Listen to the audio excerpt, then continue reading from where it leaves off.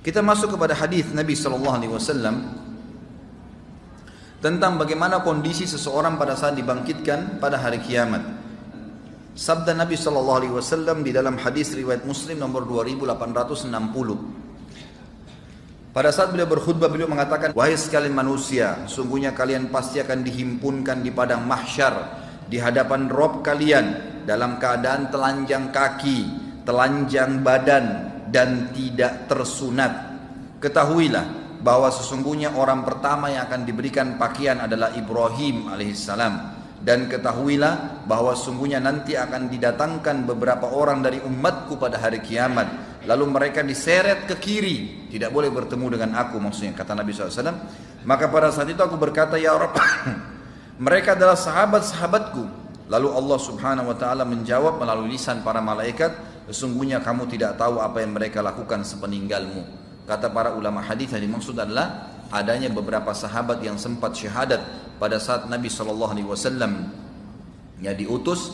Kemudian pada saat Nabi SAW meninggal, maka mereka murtad. Kalau anda pernah mempelajari atau pernah baca sirah nabawiyah pada saat Nabi SAW meninggal, maka seluruh jazirah Arab murtad, kecuali 3 kota, Madinah, Mekah, dan Taif. 3 kota ini subhanallah yang tetap dalam Islam. Yang lainnya semua umumnya murtad, tinggalin agama, padahal tadinya sudah beriman, gitu kan? Lalu kemudian Abu Bakar radhiyallahu anhu mengutus pasukan yang memerangi mereka sampai akhirnya banyak yang kembali ke Islam dan banyak juga yang terbunuh dalam kekafiran. Yang paling terkenal 2 kisah, Musailamah Al-Kadzab yang mengaku sebagai nabi juga, dan ada Al-Aswadul Unsi. 2 ini pemimpin suku, di bawah mereka ada 100.000 orang dan semuanya mengakui keduanya sebagai nabi, murtad dari agama Islam. Jadi seperti itu kurang lebih ya gambarannya. Kemudian ada hadis Nabi SAW yang lain, kata Nabi SAW kepada Aisyah, "Wahai Aisyah, sesungguhnya kita akan dibangkitkan pada hari kiamat dalam kondisi telanjang kaki, telanjang badan, dan tidak tersunat." Lalu kata Aisyah, "Ya Rasulullah, kalau begitu setiap orang akan lihat satu sama yang lain. Laki-laki dan perempuan telanjang gak pakai pakaian, pasti mereka saling lihat."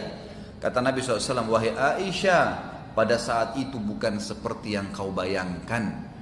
Gak ada lagi orang mau lihat auratnya orang lain, karena setiap orang hanya sibuk apakah dia akan ke surga atau ke neraka." Saya kasih contoh memahami hadis ini. Kalau terjadi kebakaran, ada orang lari telanjang, Bapak Ibu masih sibuk melihat auratnya? Ini kebakaran, kita bisa kebakaran, bisa mati kebakaran. Dia lari, paling orang telanjang, tapi kita pun mau menyelamatkan diri. Atau musuh lagi nyerang, atau terjadi gempa, atau terjadi banjir yang besar, orang sudah nggak pikir syahwat lagi. Itu contoh rasional dunia ya. Di akhirat nanti lebih dahsyat daripada itu, Jadi Allah Subhanahu Wa Taala menjelaskan kepada kita dalam banyak sebenarnya ayat Al-Quran. Di antaranya tentang kejadian mahsyar itu ada disebutkan dalam surah Al-Hajj, surah nomor 22 ya. Allah Subhanahu Wa Taala berfirman dalam surah Hajj ayat 1 pertama saya bacain, "Hai manusia, takutlah kalian, tunduklah kalian kepada Tuhan kalian Allah yang tidak ada Tuhan selain Dia. Sesungguhnya goncangan hari kiamat itu kejadiannya sangat besar untuk kalian. Kalian tidak mampu menampung itu." Allah sudah ingatkan, ayat pertama surah Hajj. Ayat kedua Allah ceritakan lebih jauh. "Ingatlah pada hari ketika kamu melihat kegoncangan itu. Semua wanita yang menyusui secara otomatis akan melempar anak yang disusuinya. Dan kalau ada wanita yang sedang mengandung, maka segera dia melahirkan atau akan gugur kandungannya. Serta kamu akan lihat manusia seperti orang mabuk semuanya. Padahal mereka tidak mabuk, tetapi azabnya Allah sangat keras." Lebih jauh lagi,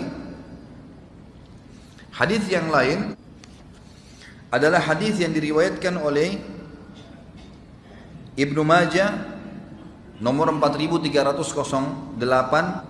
Kata Nabi SAW, "Akulah pemimpin anak Adam pada hari kiamat dan tidak ada kesombongan dalam itu."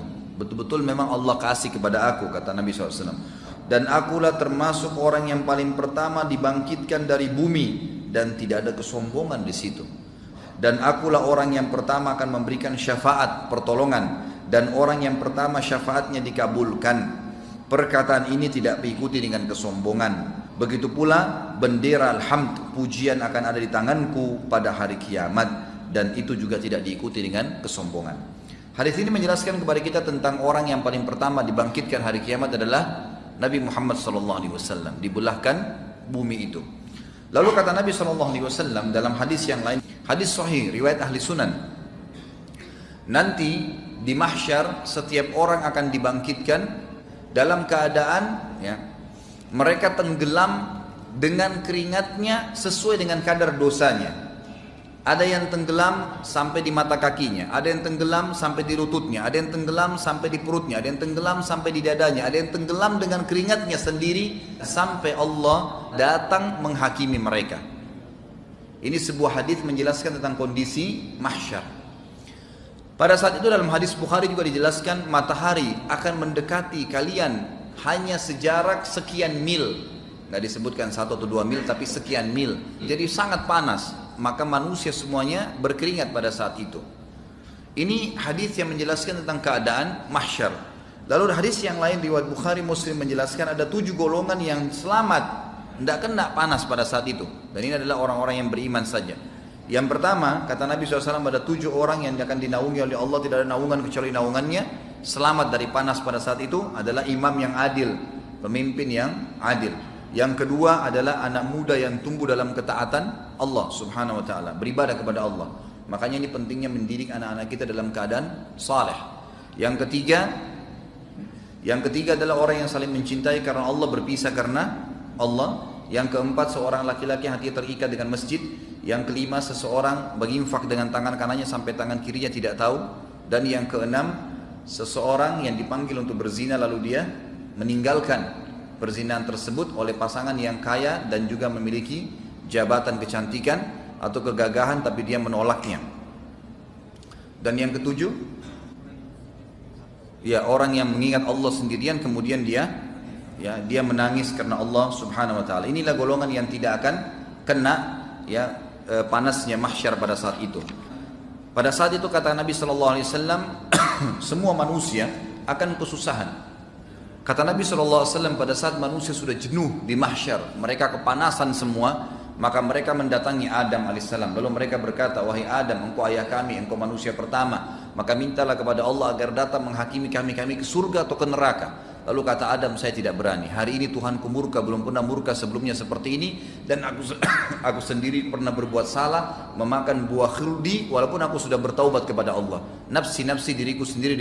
Coba pergi ke Idris, Nabi setelahnya. Wahai Idris, kaulah yang telah diberikan maqam, tempat yang tinggi oleh Allah. Kamu Nabi yang kedua dan seterusnya. Banyak kelebihan. Lalu kemudian Idris berkata, saya tidak berani, Tuhan saya murka hari ini, belum pernah murka sebelumnya seperti ini, maka selamatkan diriku sendiri. Pergilah, coba pergi ke Nabi Nuh terus mengatakan hal yang sama. Kemudian pergi ke Nabi Hud, Saleh, Syuaib, semua Nabi semuanya nolak. Kata Nabi SAW, tentu ada dialog panjang di sini, tapi yang jelas mereka semua nolak. Terakhir Isa AS, Isa berkata, saya tidak berani, pergilah coba kepada Muhammad. Kata Nabi SAW, apakah kalian tahu nanti bagaimana orang hari kiamat tahu kedudukanku? Para sahabat mengatakan Allah dan Rasulnya lebih tahu. Kata Nabi SAW, mereka akan mendatangiku setelah Isa. Lalu mereka mengatakan, wahai Muhammad, orang-orang semua pada dengar, engkaulah Nabi terakhir, engkaulah Nabi penutup, engkaulah yang telah diangkat oleh Allah sebagai pemimpin anak Adam. Mintalah kepada Allah agar datang menghakimi kami ke surga atau ke neraka. Lalu aku berkata, ana lahu, saya pemiliknya. Lalu Nabi kita Muhammad SAW mengatakan, saya datang ke bawah arsy-Nya Allah, kemudian saya sujud, kemudian saya dibukakan oleh Allah puji-pujian untuk Allah yang tidak pernah dibukakan untuk orang sebelum aku dan juga sesudahku. Lalu terdengar suara dari langit. Kata Nabi SAW, Allahu a'lam berapa lama saya sujud, lalu terdengar suara dari langit, dari arsy-Nya Allah. Allah berfirman kepada Nabi SAW mengatakan, wah Muhammad, angkat kepalamu, berikan syafaat, maka kau akan diberikan syafaat. Maka pada saat itu Allah subhanahu wa ta'ala pun memberikan izin Nabi SAW, maka beliau memberikan 2 syafaat pertolongan. Pertolongan pertama adalah semua manusia dihisab pada saat itu ke surga atau ke neraka, dan yang kedua adalah beliau memberikan syafaat pertolongan untuk umatnya sallallahu alaihi wasallam agar bisa diselamatkan dari api neraka.